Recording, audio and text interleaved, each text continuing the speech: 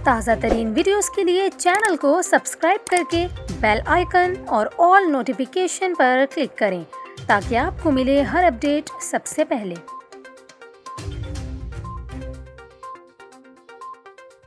और अभी आपको अहम खबर देते चले, चेयरमैन मैट्रिक बोर्ड कराची ने फिजिक्स का पर्चा न देने वाले तलबा के लिए अहम ऐलान कर दिया। आपको बताते चलें, इम्तिहान न दे पाने वाले तलबा का दोबारा इम्तिहान लेने का ऐलान कर दिया गया है। आपको यहाँ ये भी बताएं, chairman matric board Ashraf Ali ने कहा कि सेंटर कंट्रोल ऑफिसर इम्तिहानी पर्चा कलेक्ट करने नहीं आए, जिसकी वजह से पर्चे पहुंचाने में ताख़ीर हुई। उन्होंने ये भी कहा, इंतज़ामी बेज़ाब्तगियों की वजह से पर्चा लीक हुआ है और इसकी रोकथाम का मैकेनिज़्म बनाएंगे।